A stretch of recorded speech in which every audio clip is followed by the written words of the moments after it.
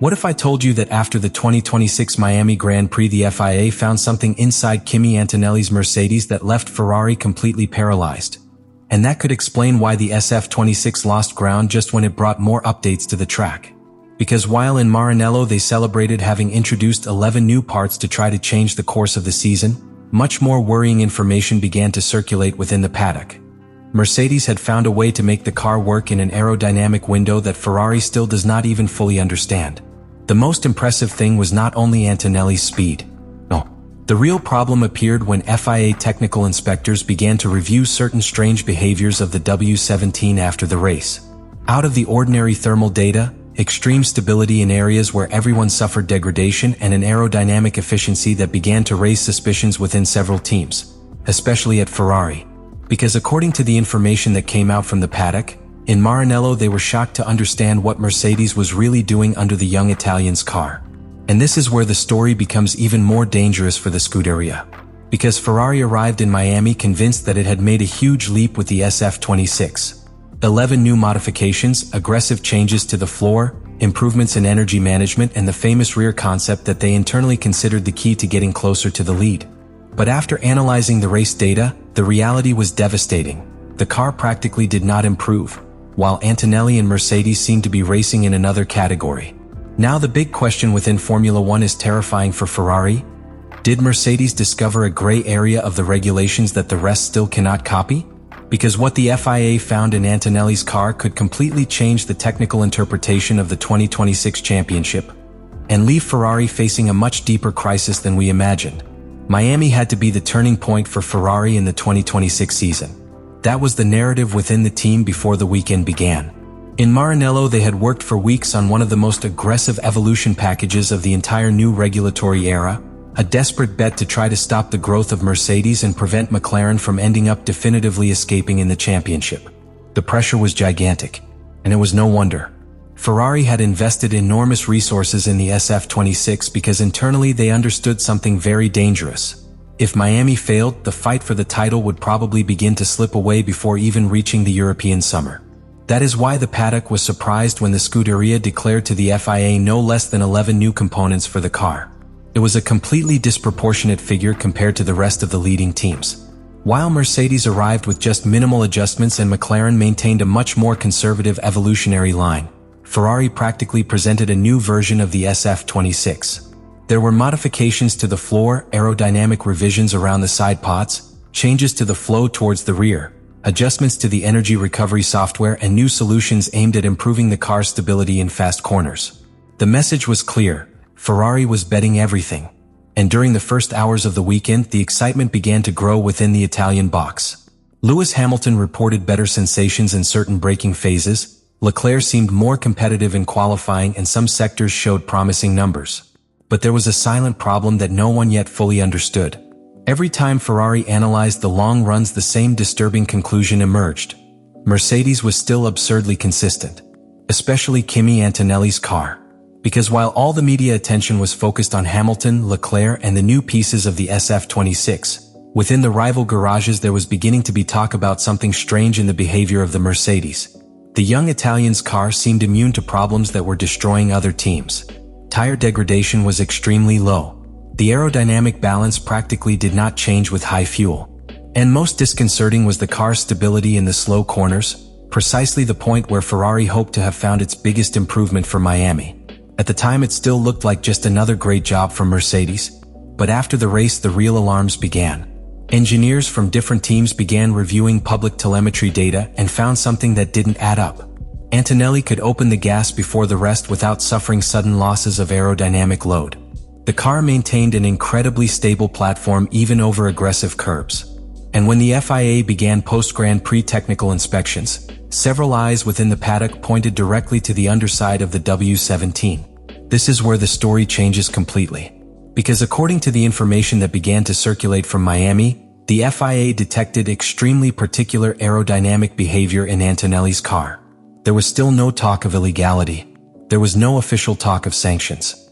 But it was a technical solution that was pushing the interpretation of the 2026 regulation to the limit. A gray area so sophisticated that Ferrari was completely shocked to understand what Mercedes had managed to develop. And for the Scuderia, the psychological blow was enormous. Because while they had needed 11 new parts to gain just a few hundredths, Mercedes seemed to have found real performance through a much more efficient and much more stable philosophy. Worst of all, some Italian engineers were beginning to suspect that the problem was not just in the SF26 parts, but in the entire concept of the car. And if that was true, Ferrari had just realized in Miami that it may have been going in the wrong direction since the start of the season. What ended up unleashing chaos within Ferrari was not only the result of Miami. It was the direct comparison between both projects when the engineers began to study the data obtained during the weekend in more depth. There appeared a brutal reality that no one in Maranello wanted to accept. The SF26 needed to constantly work at the limit to find performance, while Antonelli's Mercedes seemed to generate speed in a much more natural and efficient way. And in Formula One, that usually means only one thing: the car concept is several steps ahead. The internal meetings began as soon as the race finished. The reports were worrying. Ferrari had reduced part of the difference in certain qualifying sectors, yes, but in real race pace the feeling was completely different. Engineers detected that the car continued to suffer overly aggressive balance alterations as tire and fuel temperatures changed. The problem was especially serious in the long stints.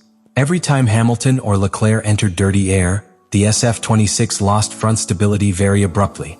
On the other hand, Antonelli could continue attacking lap after lap as if the car remained nailed to the asphalt.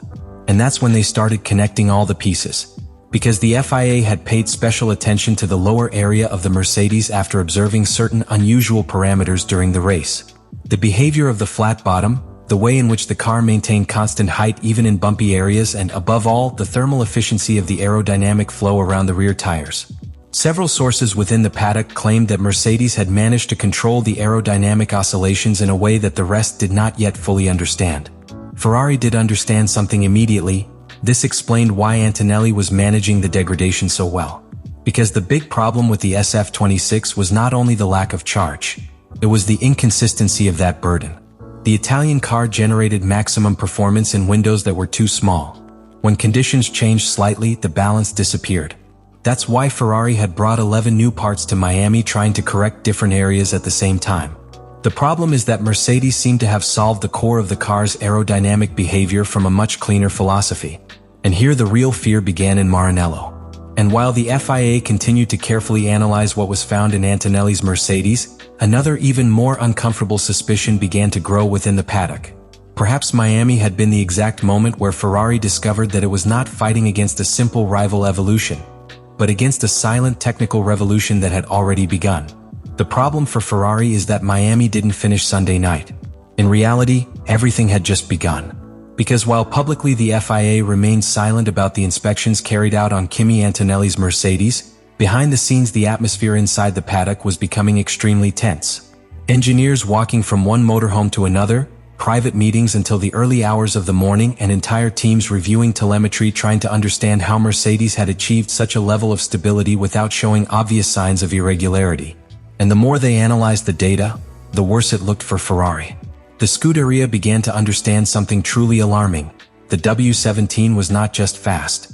It was efficient in a way that completely broke the development logic Ferrari had followed over the past few months. Because while the SF26 needed extremely aggressive settings to generate downforce, Mercedes seemed to have found a much more stable platform without punishing the car on the straight or destroying the rear tires. That explained why Antonelli was able to maintain such consistent paces even when other drivers were beginning to suffer severe thermal degradation. And it was precisely there where the FIA's conclusions had the real impact in Maranello. According to leaks that began to circulate after technical reviews, inspectors found that the Mercedes' aerodynamic behavior changed in an extremely controlled manner under high-speed compression. In other words, the car managed to maintain an optimal aerodynamic window even when the vertical loads increased brutally in fast corners or aggressive braking zones. The important thing here is not only that it was efficient. The really scary thing is that Mercedes would have managed to do it without triggering violent oscillations or compromising the mechanical balance of the car. Because the conclusions left by the FIA after reviewing the W17 opened a huge crack within the paddock. Officially, there was no illegality. There was no sanction. No prohibited pieces appeared. But that is precisely where the real danger lies. When one team manages to stay completely within the rules and still find such a huge conceptual advantage, the rest are stuck chasing something they may not be able to copy for months, or even years. Now he is the driver who could be driving the car that best understood the 2026 regulations. Let me know in the comments what you think about all this.